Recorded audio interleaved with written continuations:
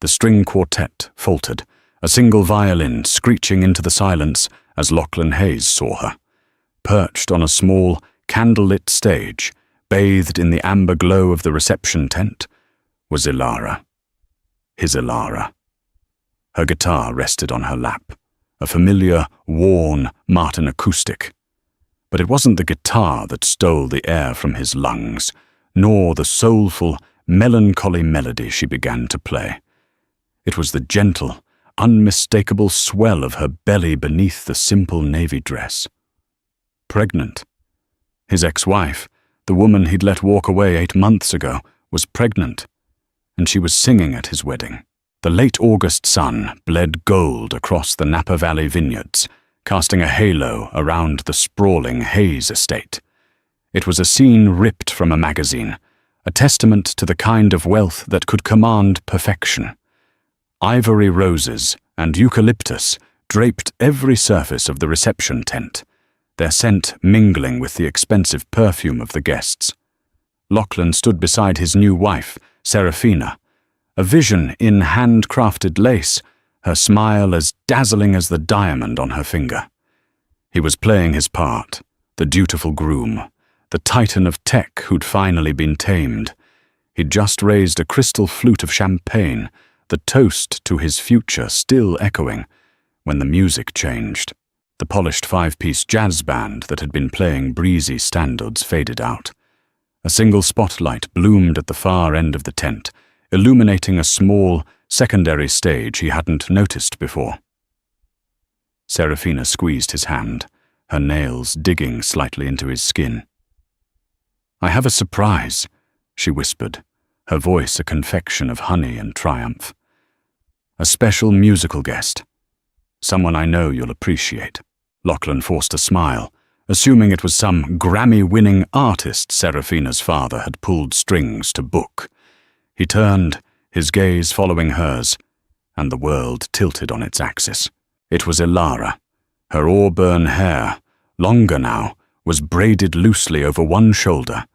She looked ethereal, a folk-tale creature out of place amongst the starched shirts and couture gowns. She didn't look at him. Her focus was entirely on her guitar, her fingers moving with a practiced grace that he knew as well as his own heartbeat. Then she began to sing. Her voice, a raw, velvety thing that had once been his private lullaby, filled the tent. It wasn't a wedding song. It was a lament, a story of lost maps and lonely highways. It was one of hers, a song she'd written in their old apartment in Portland, curled on the sofa with her legs thrown over his lap. "You built your house of glass and stone," she sang, her voice trembling with an emotion so pure it was a physical blow. "Left me the garden, overgrown." A murmur rippled through the guests. A few people glanced at Lachlan, their expressions ranging from confusion to dawning recognition. His best man, Corbin, stepped closer, his face tight with concern.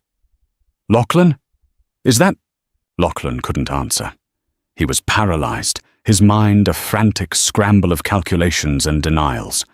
Ilara had signed the papers. They'd agreed on a clean break. No contact. He'd wired her a settlement that was, by any normal standard, astronomical. A salve for his guilt. He'd told himself she would be fine, that she would use it to fund her music, to build a new life. He had never, in his wildest nightmares, imagined this. And the baby. His eyes were fixed on the gentle curve of her stomach. He did the math, a cold, sickening dread coiling in his gut. 8 months since she left. The baby was due soon. It had to be his. The night before she'd walked out, it had been desperate, a last, futile attempt to bridge the chasm that had opened between them. They'd made love like they were trying to rewind time, to find their way back to the 2 kids who'd met in a college coffee shop. His gaze flickered to Serafina. She was watching him, not Ilara. Her expression was unreadable, a placid mask of bridal bliss.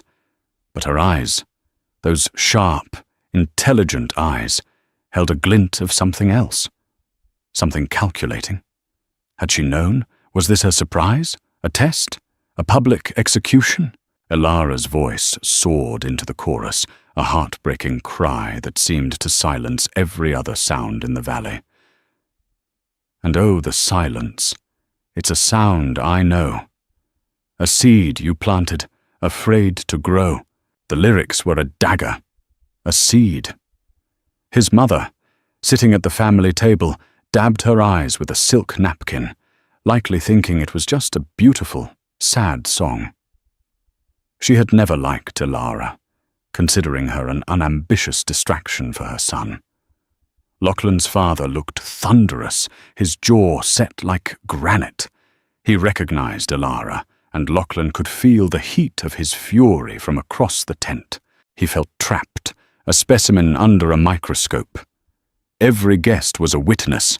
His perfect, curated life was cracking, the fault lines spreading from that small stage. He had built this life meticulously, walling off the part of himself that was messy and real, the part that had loved Elara Vance with a ferocity that scared him. He had traded that for this, a suitable, strategic partnership with Serafina Sterling, daughter of a rival CEO, a merger of fortunes and families. It was the smart move, the right move. His father had said so, the board had approved. But as Elara's song reached its final, fading note, the silence that followed was more damning than any accusation.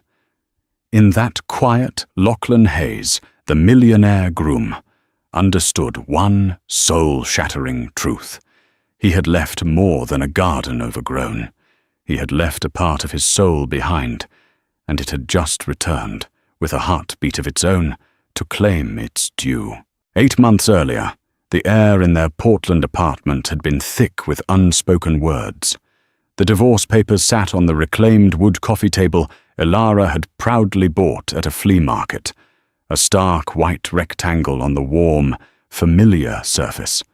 Lachlan had just flown in from San Francisco on his private jet, the scent of leather and jet fuel still clinging to his cashmere sweater. It felt like an invasion. "You're just going to sign?" Elara's voice was barely a whisper. She was hugging a pillow to her chest, her frame looking impossibly small in the cavernous loft space that had once felt so cozy. Just like that. No fight? Lachlan avoided her gaze, focusing instead on the city lights twinkling through the floor-to-ceiling windows. He'd bought her this view. He'd bought her everything. Why wasn't it enough? A fight would be unproductive, Elara. It would be messy. "Life is messy, Lachlan," she shot back, her voice cracking. "Love is messy. It's not a business transaction you can just dissolve because the quarterly projections are down. That's not what this is," he said, his tone colder than he intended. He was tired. Tired of the flights, the arguments, the widening gulf between his world and hers. His world was boardrooms, billion-dollar valuations, and relentless pressure. Her world was open mic nights, song lyrics scribbled on napkins, and a fierce, unyielding belief in things he could no longer afford to prioritize. "Then what is it?" she pleaded, her eyes shimmering with tears she refused to let fall. "Because a month ago, you were telling me you couldn't live without me. Last week, you were in Singapore. And this week you're here with a lawyer's ultimatum." What happened in between? What had happened was his father, Alistair Hayes, a man who treated life like a chess game and saw Elara as a rogue pawn threatening his king. The final pitch for the Sterling-Hayes merger had been contingent on stability, on a suitable partner. Serafina Sterling was suitable. Elara, the soulful anti-corporate folk singer, was not. "We want different things," he said, the words tasting like ash. It was the coward's way out, a line fed to him by his father's PR team. "I wanted you," she said, her voice dropping to a raw ache. I just wanted you. Not the CEO, not the private jets, just you. The guy who used to burn toast and sing off-key with me in the kitchen. That was the man he was killing off, piece by piece. He hardened his heart, a necessary survival mechanism. I've arranged a settlement, he said, pushing a second envelope across the table. It's more than generous. It will let you focus on your music, buy a studio, whatever you want. You won't have to worry about money ever again. He saw the flash of pain in her eyes, and it was worse than if she'd screamed at him. He had just confirmed her greatest fear, that he believed he could buy her happiness, that he could pay her off for the inconvenience of their love. I don't want your money, Lachlan, she said, her voice dangerously quiet. Take it, Ilara, he insisted, a note of desperation creeping in. He needed her to take it. He needed this to be a clean transaction, a severance package for a failed merger of hearts. Please, for me. So I know you're okay. She finally looked at him then, a long, searching look that stripped him bare. He felt the phantom weight of her hand on his cheek, the memory of her tracing the worry lines by his eyes. The night before he'd flown out for the last time as her husband, they had come together in a storm of grief and desire. It wasn't about passion, it was about despair, a frantic attempt to find purchase in a landslide. In the morning they hadn't spoken of it. It was too raw, a wound they both tacitly agreed not to touch. Now, standing in the silence of their shared history, she finally nodded, a single, sharp jerk of her head. Fine, she whispered. I'll sign. I'll take your money. And you will never, ever contact me again. I don't want to see your name, hear your voice, or be a footnote in your perfect, successful life. We're ghosts to each other. Agreed? Agreed, he'd said, the word a death sentence for the best part of himself. She signed the papers with a steady hand. He didn't know, couldn't have known, that as she pushed the documents back toward him, she was protecting more than just her heart. She was protecting the tiny, nascent life that had taken root in their last, desperate goodbye. A seed he'd planted, afraid to grow. A secret she would carry alone. Back in the Napa reception tent, the silence stretched, thin and fragile. The guests, sensing a drama far more compelling than champagne and cake, were frozen. Ilara slid her guitar strap from her shoulder, placing the instrument carefully in its stand. Her movements were slow, deliberate, as if she were conserving energy. She didn't look at Lachlan. Instead, her gaze swept over the crowd until it landed on Serafina. A ghost of a smile touched Ilara's lips. It wasn't triumphant or smug. It was something quieter, sadder, resigned. Serafina, for her part, finally let her mask of bridal serenity slip. A flicker of anxiety crossed her face as she saw the direction of Ilara's gaze. This wasn't going according to her plan. She had imagined a different outcome. Lachlan would be shocked, perhaps a little embarrassed. The guests would whisper. It would be a subtle power play, a reminder to her new husband that she knew all his secrets, that he was hers now, past and present. She had vetted Ilara, discovered she was a struggling musician playing gigs in cheap bars. Offering her a handsome fee to play one song at a private Napa event was easy. It was a calculated risk, designed to expose a vulnerability and then heal it, binding him to her through the shared, slightly sordid secret. She hadn't counted on the pregnancy. That was a variable her meticulous research had somehow missed. Lachlan finally found his voice, turning to Serafina. "What did you do?" he asked, his voice low and dangerous, each word clipped. "I hired a singer," Serafina replied, her voice attempting a breezy tone that didn't quite land.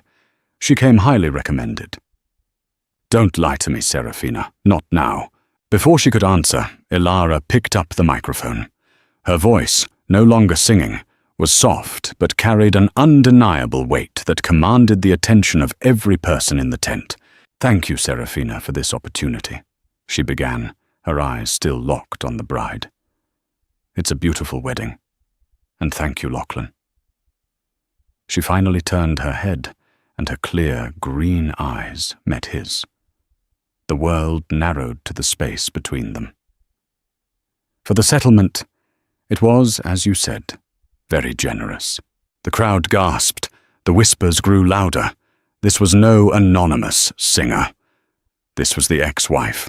"I wasn't sure I should take this gig," Ilara continued, her hand resting protectively on her stomach.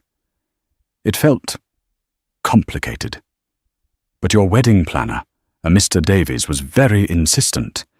He said the bride specifically requested the song Garden, and that the fee was non-negotiable."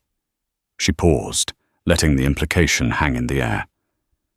"He said you both wanted to honor the past before moving into your future. A very modern sentiment." Lachlan's blood ran cold. Serafina hadn't just hired Ilara. She had specifically requested the song he knew was about their breakup. This was not a test. It was a public vivisection. He looked at Serafina, whose face had paled. The poise was gone, replaced by a nascent panic. "I used a portion of the settlement you gave me, Lachlan," Ilara went on, her voice steady and clear, a beacon of calm in the chaos. "I put a down payment on a small house in Portland. It has a little yard. I've started planting a garden for my daughter." His daughter. The words hit him with the force of a physical impact. A daughter. He swayed slightly, and Corbin put a steadying hand on his arm. "I wasn't going to tell you," Ilara said, her gaze softening with a profound sadness that was all for him. "That was part of our agreement. We were ghosts to each other. I was going to do this on my own. I am doing this on my own. But when your bride's assistant called and offered me 5 times my normal rate to sing at the wedding of a Lachlan Hayes in Napa, well, it felt like the universe had a sick sense of humor." She took a slow breath. "I decided that my daughter deserves to live in the truth. And the truth is, her father is Lachlan Hayes, the man who is standing right there." She gestured gently with her free hand, not an accusation, but a simple statement of fact. "The truth is, he didn't know about her. And the truth is," she added, her eyes finding his again, a universe of shared history passing between them. "She was conceived from love. Whatever else happened, whatever came after, she was. And for that at least I am grateful." With that, she placed the microphone back in its stand, picked up her guitar case, and began to walk toward the side exit of the tent. She moved with a quiet dignity that shamed the opulent display around her. The guests parted for her like the Red Sea, their faces a mixture of pity, shock, and awe. No one spoke. No one moved. The string quartet remained silent. The jazz band was frozen. All eyes were on Lachlan, the man who seemingly had everything, and who had just, in front of God and 200 witnesses, been shown to have lost the only thing that truly mattered. The walk from the reception tent to the main house felt like a mile-long gantlet. Lachlan's hand was still clamped around Serafina's arm, his grip bruising. He didn't speak, his silence a simmering volcano. Guests averted their eyes, whispering behind champagne flutes. His father, Alistair, intercepted them at the grand oak doors of the villa, his face a mask of cold fury. "My office. Now," Alistair bit out, his words for Lachlan alone. He shot Serafina a look of pure contempt before turning on his heel. Lachlan propelled Serafina through the marble foyer and into the dark, wood-panelled study that served as his father's West Coast command center. He released her arm, and she stumbled back, rubbing the red marks. "Lachlan, I can explain," she began, her voice shaking. "Can you?" he shot back, his voice a low growl. He paced the room like a caged animal. "Can you explain why you brought my pregnant ex-wife to our wedding? Can you explain why you requested that specific song? Can you explain this public immolation? It wasn't supposed to be like this," she cried, tears finally breaking free and carving paths through her perfect makeup. "I didn't know she was pregnant, I swear. I wouldn't. I'm not a monster." "Then what are you, Serafina?" he demanded, whirling to face her. "What was the goal? To humiliate me? To show me you held all the cards? To show you I knew?" she confessed, her composure crumbling completely. "I knew you weren't over her. I see the way you look at nothing sometimes, and I know you're seeing her. I hear you murmur her name in your sleep. I hired her because I wanted it all out in the open.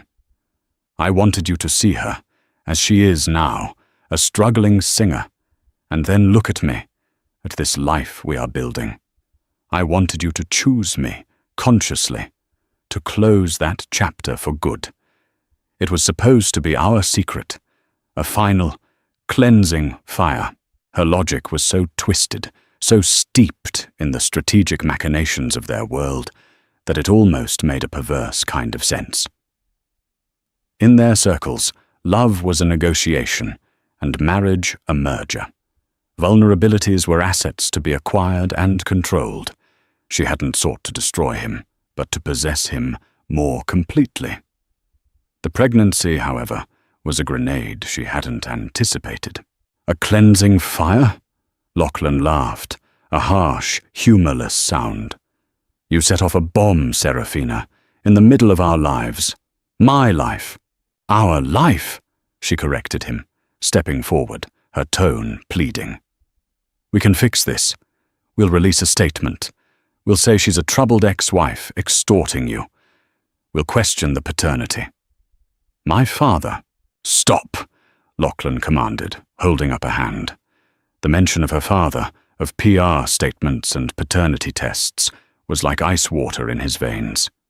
This was the world he had chosen, a world where a child wasn't a miracle, but a complication to be managed.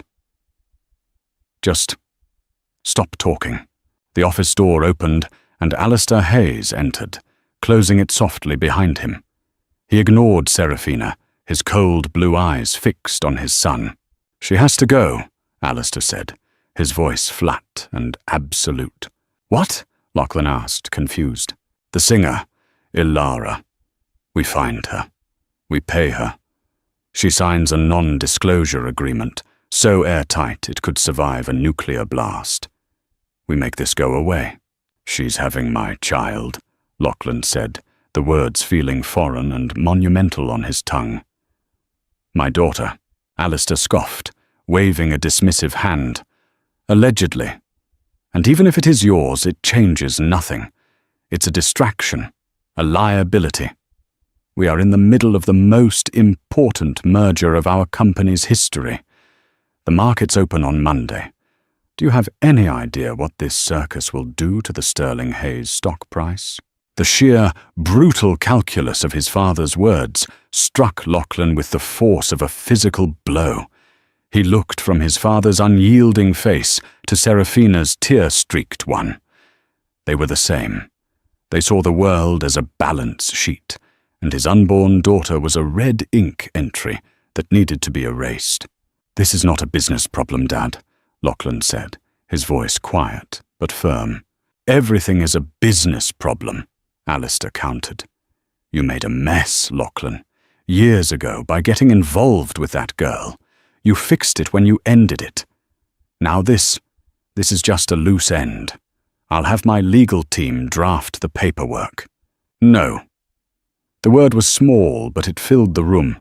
Both Alistair and Serafina stared at him. "What did you say?" Alistair asked, his tone laced with disbelief. "I said no," Lachlan repeated, a strange sense of calm settling over him. For the first time in years, the fog of ambition and expectation seemed to be clearing. He saw the path his father and Serafina were laying out for him. A life of damage control, of secrets buried under mountains of money, of emotional cowardice dressed up as strategic necessity. It was the life he had been groomed for. It was the life he had almost fully embraced. But then he pictured Ilara, her quiet dignity on that stage, her hand on her stomach. I've started planting a garden for my daughter. She wasn't building walls of glass and stone. She was planting something real, something that would grow. This is my child, Lachlan said, looking his father dead in the eye. This is my responsibility, and I will not make her go away. He then turned to his wife of 3 hours. And you and I, Serafina, we have nothing. This was never real. It was a contract, and I think you just violated the terms. He turned and walked out of the study, leaving his father and his bride standing in the wreckage of their perfect, calculated future. He didn't know where he was going, but he knew who he had to find. He had to find Ilara. Lachlan bypassed the chaos of the wedding party. He grabbed a set of keys to a black Range Rover from the valet board, one of the estate's utility vehicles, anonymous and unassuming. He ignored the frantic calls from Corbin, the texts pinging his phone from Serafina, his father, his mother. He just drove. He left the rolling, manicured hills of Napa behind, the vineyards blurring into streaks of green and gold in the rearview mirror. He headed north on the 101, the setting sun painting the sky in violent shades of orange and purple. He had no plan, only a destination: Portland, Oregon. 700 miles away. The first few hours were a blur of adrenaline and fury. Fury at Serafina for her cruel games, at his father for his cold-blooded calculus, but most of all, at himself. He was the architect of this disaster. He had been so obsessed with winning the game, he'd never stopped to ask if he even wanted the prize. He'd treated his marriage to Ilara like a starter home, a lovely place to live until he could afford the mansion. And he'd discarded her just as callously. He thought of her song, "You built your house of glass and stone." It was true. He lived in a transparent fortress of his own making, designed for everyone to see his success, but for no one to truly get in. Ilara had always been able to find the cracks, to slip through and touch the man hiding inside. That's what had terrified him. That's what his father had warned him against. Vulnerability, in the Hayes lexicon, was synonymous with failure.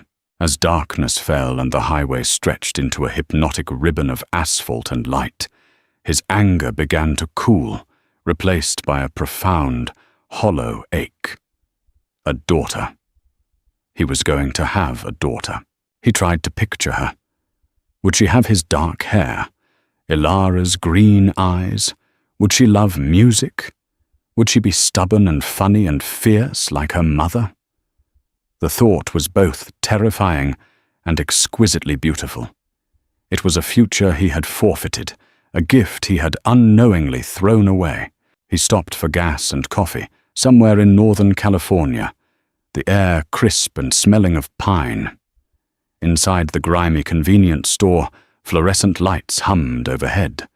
He caught his reflection in the cooler door, a man in a tuxedo, worth more than the car he was driving, looking utterly lost. He bought a bottle of water and a stale granola bar, the simple transaction feeling strangely grounding. Back in the car, he finally checked his phone. Dozens of missed calls, a string of texts from Serafina, moving from frantic apologies to threats. A single, ominous message from his father.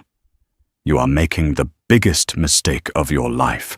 He ignored them all and found the one contact he was looking for. His fingers hovered over her name, still saved in his phone after all this time. Ilara. He hadn't deleted it. He'd told himself it was an oversight, But he knew it was a lie. It was a link, a tiny digital thread he couldn't bring himself to sever. He typed out a message, his thumbs clumsy. "I'm coming to Portland. I need to see you. Please." He hesitated, then added, "I'm sorry, Elara. For everything." He hit send, his heart pounding. For the next hour, he drove in silence, watching the screen, waiting for the 3 little dots that would signal she was typing. Nothing. The message sat there, delivered but unread. Of course. Why would she be looking at her phone? She was probably on a flight home, or driving, wanting nothing more than to put this entire day behind her. Why would she want to see him? He had offered her money to disappear. He had married another woman. And now, only after a public shaming, was he crawling back. The miles dissolved under the tires. He drove through the night, past sleeping towns and endless forests, the solitude of the road a welcome respite. It gave him time to think, to truly confront the man he had become. The ambition that had once felt so vital now seemed hollow. The merger, the stock prices, the legacy his father was so obsessed with, it all felt like a foreign language. He remembered a weekend he and Elara had spent in a rustic cabin on the Oregon coast. A storm had knocked the power out. They'd spent 2 days reading by candlelight, talking for hours, making love by the fireplace. He hadn't thought about work once. He'd felt completely, utterly present. He'd felt happy. At the end of the weekend, as they drove back to the city, he'd felt a pang of anxiety, the pull of his other life. She had noticed. "You're afraid of this, aren't you?" she had said softly, her hand on his knee. Afraid of what? No power? He'd joked. Of being happy, she'd replied, her insight so sharp it startled him. You think if you're not striving, you're failing. She had been right. He finally saw it. His life had been a relentless climb, and he'd been so focused on the summit that he'd forgotten to look at the view. He'd forgotten that the best parts of the journey were the moments he'd stopped to rest with her. Just as the first hints of dawn began to grey the eastern sky, his phone buzzed. He nearly swerved, fumbling for it on the passenger seat. A new message. From Elara. His heart hammered against his ribs. He pulled over onto the gravel shoulder, the engine ticking in the quiet morning air. With a trembling hand, he opened the message. It was just an address. No greeting, no questions, no anger. Just an address in a quiet, tree-lined neighborhood in southeast Portland. And beneath it, 2 words, "Be careful." The address Elara had sent led Lachlan to a quiet street of modest, early 20th century bungalows. It was a world away from the steel and glass towers of San Francisco or the sprawling grandeur of Napa. Here, yards were filled with wildflowers instead of manicured lawns, and wind chimes provided the soundtrack instead of traffic.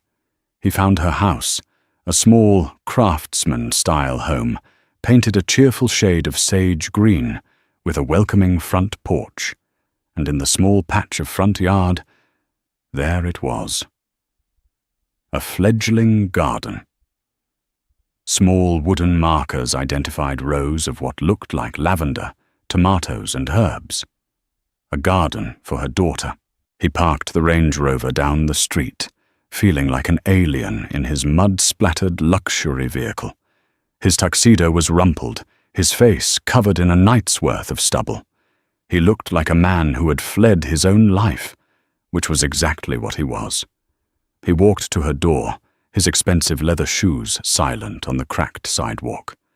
For a long moment, he just stood there, his hand hovering over the doorbell, overwhelmed by a sudden, paralyzing fear. What was he even going to say? Before he could decide, the door opened. Elara stood there, wearing a simple grey sweatshirt and leggings. Her hair was pulled back in a messy bun, and her face was free of makeup. She looked tired, but her eyes were clear and steady. She wasn't smiling, but there was no animosity in her expression either. Just a deep, weary calm. "I figured you'd get here around now," she said, her voice soft. She held a mug of what smelled like chamomile tea. "You look—" he started, the word beautiful dying on his lips. It felt cheap, inadequate. "You're okay," she gave a small, humorless smile. "Define okay." "I just publicly declared you the father of my child at your own wedding. Then I took a red-eye flight surrounded by people who recognized me from the viral video that was already circulating before we even took off. But the baby is fine, and I'm not running. So, yes, I'm okay." She gestured with her head. "You should come in. You look like hell." He stepped inside. The house was small but bright, filled with second-hand furniture, overflowing bookshelves and plants. A half-finished painting stood on an easel in the corner of the living room. Her guitar was propped against the wall. It felt more like a home than any of the multi-million-dollar properties he owned.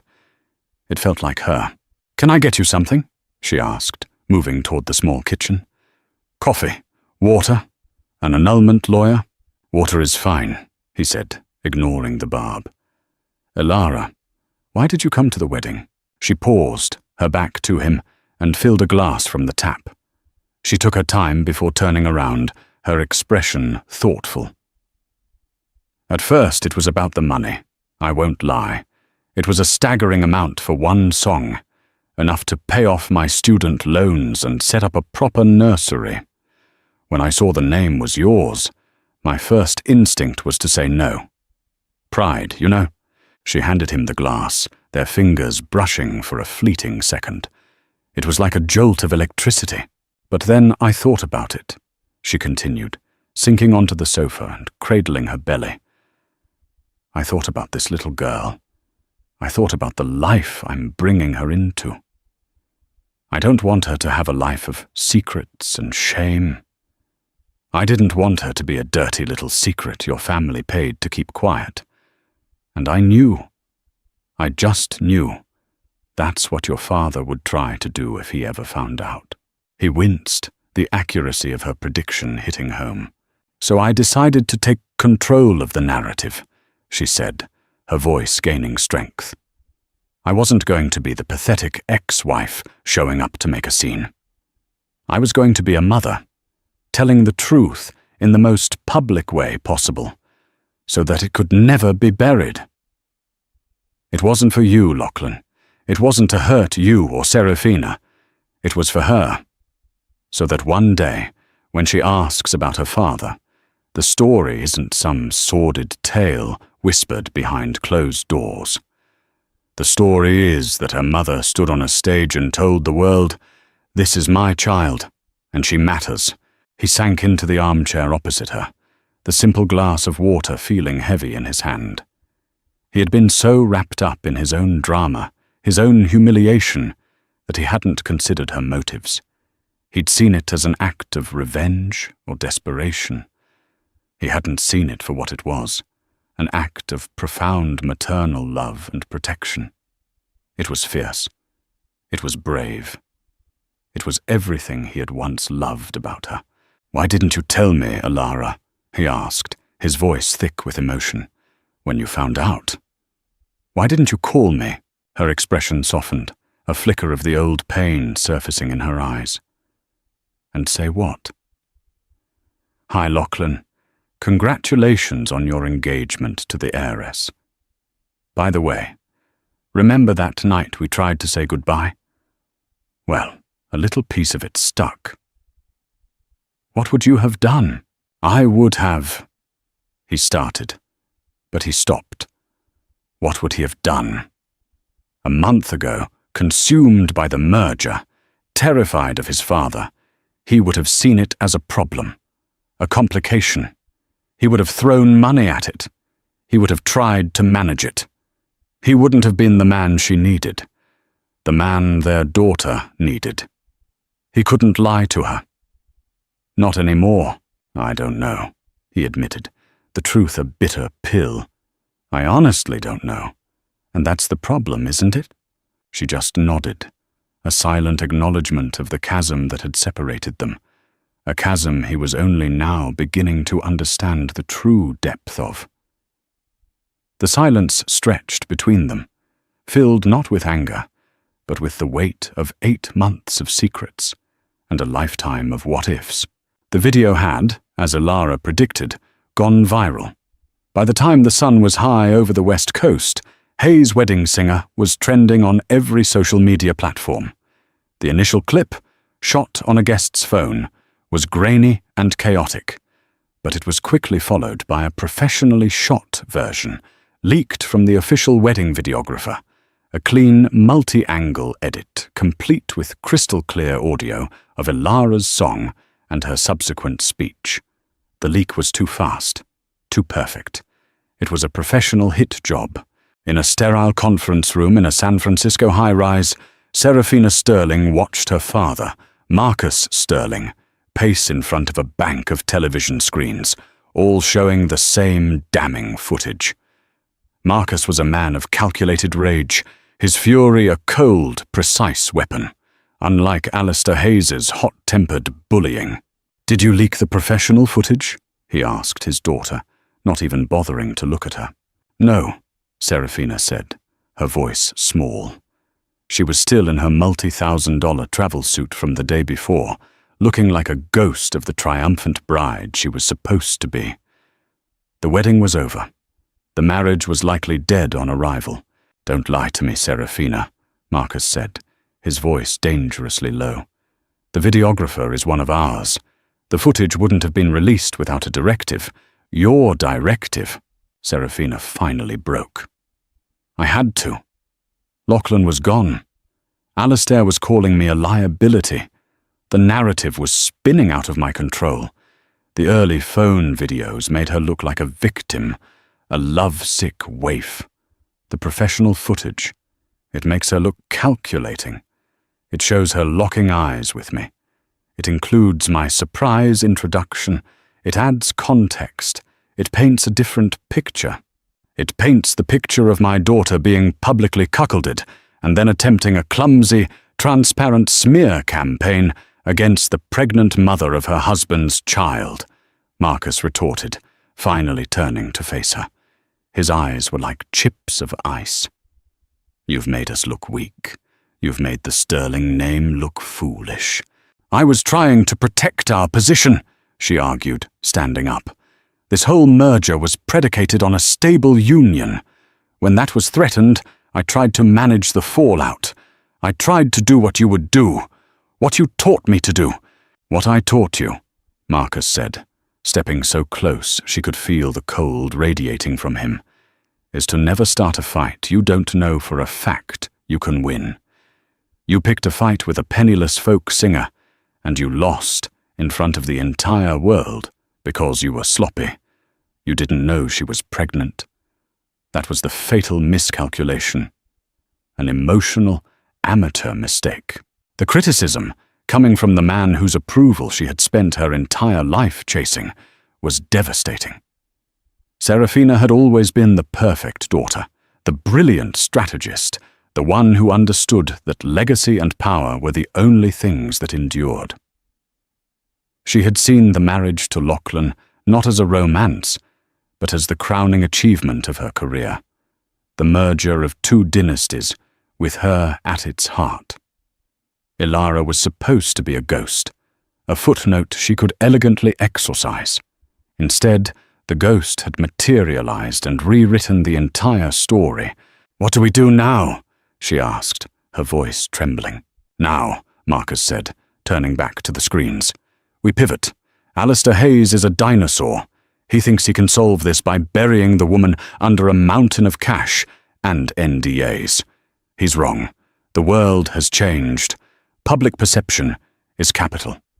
Right now, that woman, Ilara Vance, has all of it. She is the wronged mother, the symbol of authenticity against corporate greed. She's a saint. So we're ruined? No, Marcus said, a flicker of something new in his eyes, the thrill of a new strategy. We are not ruined. The Hayes brand might be. Lachlan is compromised, but the sterling name can come out of this stronger than ever. He picked up his phone and dialed his head of PR. Janet, I want you to draft a statement. For me, not for Serafina. I want to express my profound disappointment and shock at the deception perpetrated by the Hayes family. I want to express my sympathy for the young woman, Miss Vance, who was unwittingly thrust into this painful situation. Frame it as a matter of integrity. We, the Sterlings, were misled. We are terminating the merger agreement with Hayes Consolidated, effective immediately, due to a fundamental breach of trust and a clear lack of familial and corporate governance. Serafina stared at him, aghast. You're cutting them loose? You're cutting me loose? You're siding with her? I am protecting our assets, Serafina, he said coolly. Lachlan has abandoned his post, and you. Alistair is in damage control mode, but the damage is done. The merger is now toxic. By severing ties, by aligning ourselves with public sympathy, with her, we seize control. We become the heroes of the story, not the fools. He was sacrificing her. Sacrificing her marriage, her reputation, to win a different war. She had been a pawn all along, just like she had tried to make Elara. The only difference was that her own father was the one pushing her off the board. This was never about me and Lachlan, was it? She whispered, the realization dawning on her. This was always about you and Alistair. It was about you finally finding a way to cripple his company. Marcus Sterling allowed himself a small, chilling smile. Business is business, my dear. I thought you understood that. He paused, his expression turning to one of feigned sympathy. I'll arrange an annulment. Quietly. We'll say you were brave, that you made the principled decision to walk away from a dishonorable situation. In a few months, no one will remember your part in this. They will only remember that the Sterlings do not tolerate deceit. Serafina sank back into her chair, the fight gone out of her. She had played the game her father taught her, and he had just demonstrated, with brutal efficiency, that he would always be the master. She had lost everything. And in a strange, bitter twist of irony, the person who had taken it all away wasn't Lachlan or her father. It was a woman with nothing but a guitar, a garden, and the truth. Lachlan stayed in Portland for 3 days. He checked into a nondescript hotel downtown, swapping the Range Rover for a rental sedan. He and Elara fell into a tentative, fragile rhythm. They didn't talk about the future, about what he was going to do. Instead, they talked about the past. He learned about her life over the last 8 months. She hadn't touched the bulk of the settlement money, viewing it as tainted. She'd lived off her savings and the small income she made from teaching guitar lessons to kids and playing gigs at local pubs. She told him about the morning sickness, the first time she felt the baby kick, the terror and joy of doing it all alone. He listened, not offering solutions or trying to fix anything, but simply bearing witness to the life he had missed. He told her about the suffocating pressure of his father, the emptiness of his engagement to Serafina, the slow erosion of his own identity. He confessed that walking away from her was the biggest regret of his life, a decision made out of fear. Not a lack of love. I was a coward, he said one afternoon, as they sat on a bench in a park near her house.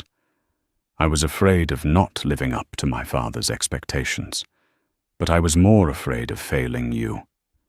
I knew I couldn't be the man you deserved, and the son he demanded at the same time. I chose wrong. Elara watched a group of children playing on a swing set, her expression pensive. We were both kids when we met, Lachlan. We wanted to believe love was enough. But we grew up into different people. I grew toward my music, toward a smaller, more authentic life. You grew toward all of that.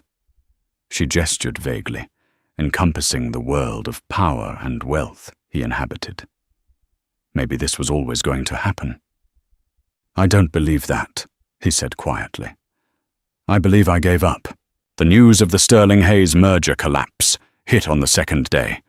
Corbin called him, his voice frantic. Lachlan, it's a bloodbath. Marcus Sterling released a statement siding with Ilara, calling us deceptive. He's positioning himself as the good guy. The stock is plummeting. Your father is on a war path. He wants you back in San Francisco. Now, I'm not coming back, Corbin, Lachlan said, his decision solidifying as he spoke the words. What are you talking about? This is your company, your legacy.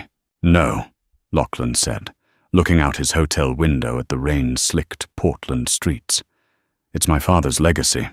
I was just the caretaker. He hung up and called his lawyer, a sharp woman in her 50s named Miriam, who had always been more loyal to him than to his father. He gave her a set of instructions that were swift, brutal, and irreversible. On the third day, he went to Ilara's house.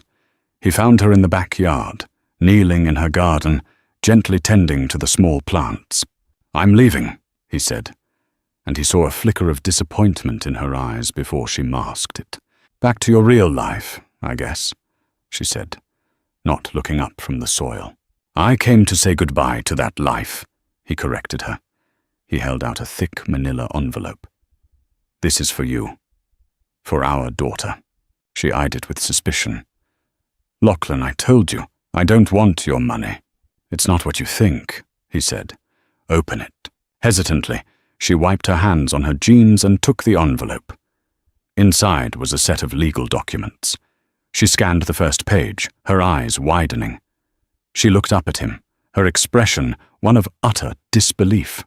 You're resigning, she whispered. From the board? As CEO? I am, he confirmed. I've also placed my entire personal stock portfolio, everything I inherited and everything I earned, into a trust. An irrevocable trust. The sole beneficiary is our daughter, to be managed by a neutral third party until she is 25. He took a breath. The settlement I gave you is yours to keep, no strings attached. Use it. Burn it, I don't care. It's an apology. But this is for her. It's her birthright. But it comes from a father she might not know, not from a CEO trying to buy his way out of a problem. Ilara was speechless. He had just voluntarily given up a fortune that was almost impossible to comprehend. He had walked away from one of the most powerful positions in the tech world. Why? She finally asked, her voice barely audible. Because you were right, he said, his voice thick with unshed tears. I built a house of glass and stone.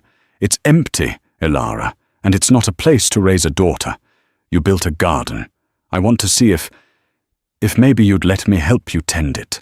He didn't mean the patch of dirt in her yard. They both knew that. What about your father, Serafina? Serafina's father has already torpedoed the merger and thrown her under the bus to save himself. The marriage will be annulled. It was never real. And my father, he and I have nothing more to say to each other. He lost a son a long time ago. He's just realizing it now. He stood there, stripped of his title, his fortune, his entire former life. He was just Lachlan, the man who burned toast and loved her songs. He was terrified, more terrified than he'd ever been facing a hostile board. This was the ultimate risk. I don't know if I can do this, Lachlan, she said honestly, clutching the papers to her chest. I've spent 8 months building a life without you, learning to be strong on my own. I know, he said, his heart aching. And I'm not asking you to undo that. I'm not asking you to take me back. I'm asking for a chance to be a father to our daughter. Let me stay. In Portland. I'll get an apartment nearby. I'll get a job. I'll be whatever you need me to be. A friend, a co-parent. And if one day you can look at me and see something more, well, I can hope. But I will earn it. I swear I will spend the rest of my life earning it. Tears were now streaming down her face. They weren't tears of sadness or anger. They were tears of shock, of hope, of a future she had never dared to imagine. He had given up everything she thought defined him. For her. For their child. She didn't give him an answer then. She just nodded, a slow, tentative gesture. But for the first time in a very long time, it was enough. Alistair Hayes watched the numbers on the screen bleed red.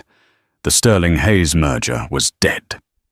Marcus Sterling's sanctimonious press release had been a masterpiece of corporate warfare, painting Hayes Consolidated as a morally bankrupt institution led by a deceptive family. Their stock had nosedived by 40% in 2 days. Decades of building an empire, of cultivating an image of ruthless competence, had been shattered by a folk singer with a guitar. His office, usually a bastion of power, felt like a tomb. He hadn't slept. He'd been on the phone with lawyers, bankers, and board members, all of whom were panicking. The word on the street was that Marcus Sterling was positioning himself for a hostile takeover, using the moral high ground as leverage to buy their company for pennies on the dollar. Then came the final, unthinkable blow. The notification from his legal team. Lachlan had officially resigned from all positions. More than that, he had relinquished his entire financial stake, placing it in a trust for his unborn daughter. He had unilaterally disarmed, giving up the single greatest weapon they had, his controlling interest in the company. Alistair sank into his leather chair, the fight draining out of him.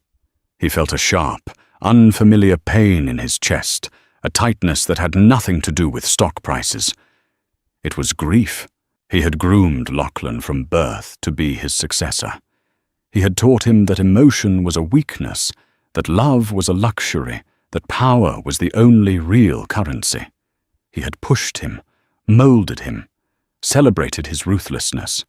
He had celebrated when Lachlan had finally broken things off with Ilara, that girl who spoke of art and feelings, who represented everything Alistair despised. He had orchestrated the match with Serafina, seeing it as the perfect strategic alliance. He had won. He had gotten the son he wanted, the CEO who could lead his company into the next generation. But in the process, he had hollowed him out, leaving a man who, when finally faced with a single, undeniable truth, the love for his child, cracked wide open. His son had not just resigned from a company. He had resigned from the entire life Alistair had built for him. He had chosen the girl. He had chosen the baby.